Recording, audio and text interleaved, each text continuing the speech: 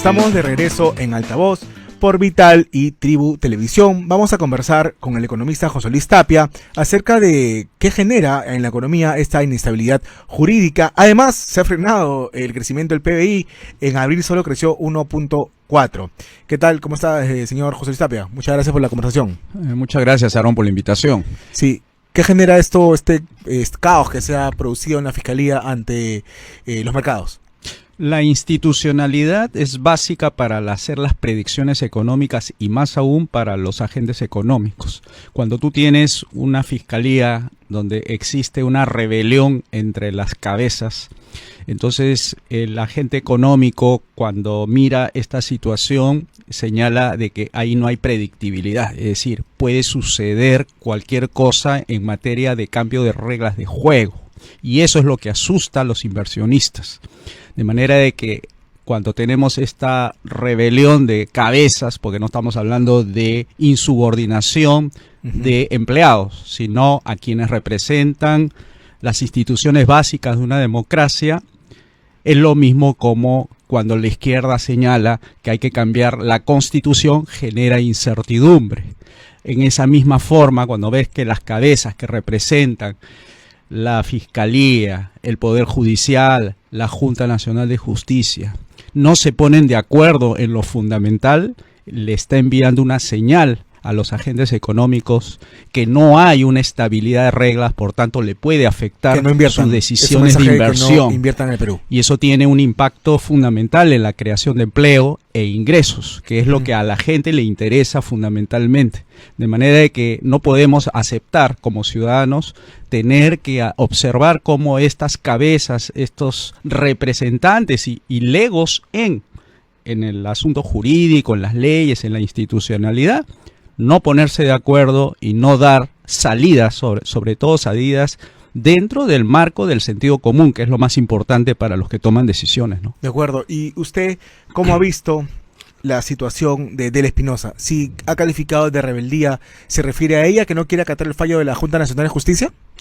Hay dos enfoques, un enfoque político y un enfoque legal, si quiere llamarlo. En el enfoque político hay un respaldo de parte de la señora Espinosa, es decir, ella no se mueve por su propio accionar y voluntad, sino que alguien la está respaldando desde el punto de vista político. Habrá que averiguar quiénes son aquellos que están detrás de ella, empujándola a cometer este tipo de ilegalidades, ¿no? Porque se encuentra en ilegalidad en ese momento. Por supuesto, hay una serie de artículos dentro de la ley orgánica de la Junta Nacional de Justicia que le da la potestad de designar, remover, reponer a personas como la señora Patricia Benavides. Y en el otro enfoque, en el punto de vista legal, tenemos ahí una colisión, ¿no? Hay una colisión, digo, en el sentido como que lo que interesa aquí es la interpretación. Pero las normas son claras, en el sentido de que reponer es restituir a una persona que se le ha quitado derechos fundamentales y tienen que retrotraer. Retrotraer significa no vale nada lo que se hizo después de la destitución de la señora Benavides, sino que hay que poner las cosas en su lugar y eso se llama orden. Orden, justicia y libertad, que son los valores fundamentales de una sociedad libre, para que todo tenga un marco lógico y también las reglas puedan ser predecibles, que es lo importante, ¿no? Si no le gustó a Del Espinosa el fallo de la Junta Nacional de Justicia que repone a la fiscal, como fiscal de la Nación, a Patricia Benavides, pudo o apelar a la JNJ o acudir al Poder Judicial, finalmente al TC o a esta Corte Interamericana de Derechos Humanos que tanto aman, no negarse a acatar un fallo. ¿Qué mensaje le das al ciudadano que si es sentenciado algo simplemente te haces el loco y si no te gusta el fallo gritas, chillas, dices que es un golpe contra la democracia?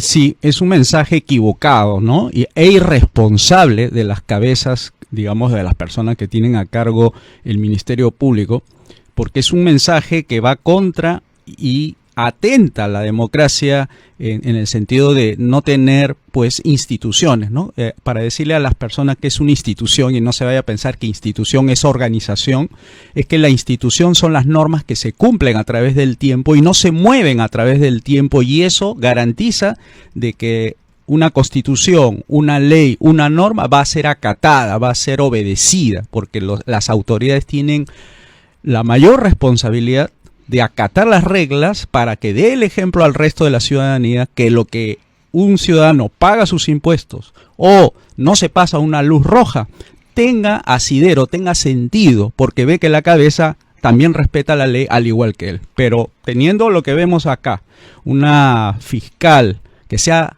puesto en rebelión contra el orden jurídico, porque la está destrozando, esa es la verdad, está diciéndole al ciudadano, bueno, no me interesa, en tanto tengo mis razones, lo que me pueda decir la instancia orgánica dentro del marco de la democracia, lo que sentencie. Yo interpretaré, yo demandaré, yo estipularé cuáles son las reglas de juego, que ese es su sentir de ella, versus lo que le dice el orden jurídico, las reglas de juego, y eso mismo puede afectar a las personas que están ahorita no pasándose la luz roja. Así es, así de claro, ¿no?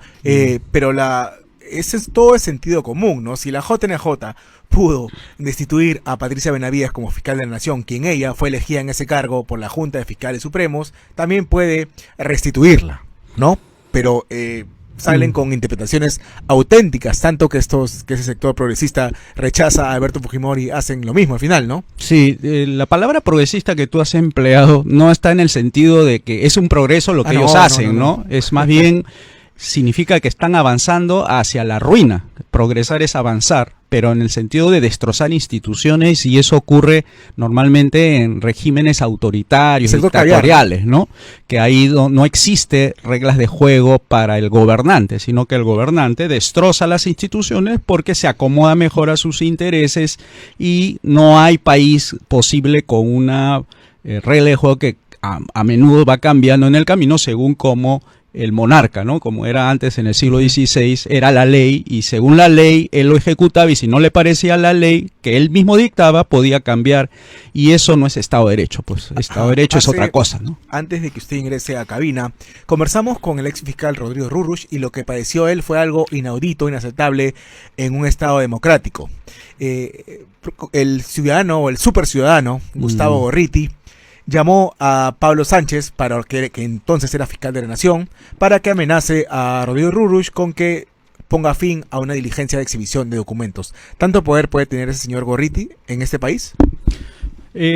Como digo, el señor Gorriti, como también todos los seguidores, aduladores, personas que están en su entorno, no está actuando solo también. O sea, aquí se mueven muchos intereses, y me imagino, ¿no? Porque no tengo ninguna prueba de nada, que dentro de esos intereses deben haber intereses externos, intereses foráneos, que tienen interés en que este país, nuestro país, tenga algún grado de progreso, de que tenga institucionalidad y que tenga algún tipo de, digamos, de futuro, un futuro viable y ordenado, que es lo que la gente quiere, porque esos intereses de repente están mirando algunos aspectos de nuestra economía, sobre todo, y están tratando de aprovechar justamente este desorden, este caos que se quiere formar, para tal vez dentro de sus proyectos políticos estén pensando que el Perú podría ser un país caótico y que pueda entrar a un modelo de intervención al estilo Guatemala, el CICIG famoso, sí, que pusieron una comisión interventora dentro del Poder Judicial para que ya no gobierne ni el Poder Judicial ni la Fiscalía, sino este comisionado de las Naciones Unidas, quien va a decidir quién va a ser el que va o no va a la cárcel, quiénes van a ser los opositores políticos que van a ser inhabilitados legalmente, y se presta a una situación totalmente anómala que inclusive en Guatemala no duró esa comisión ni 5 años.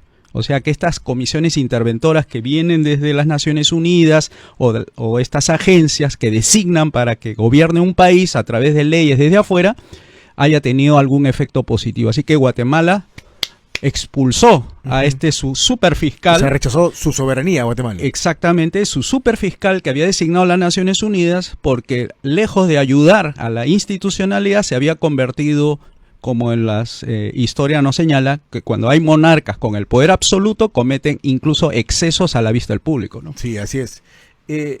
Hay un caso relacionado con la Fiscalía que no podemos dejar pasar desapercibido, y es el acuerdo de Odebrecht, donde prácticamente es un acuerdo lesivo, un acuerdo vendepatria, donde el Estado, mejor dicho, la empresa corrupta solamente se compromete a pagar 610 millones de soles como reparación civil, a pesar de todos los millones que ha ganado en base a corrupción. Sobre ello vamos a hablar después de la pausa. Vamos a un corte y regresamos.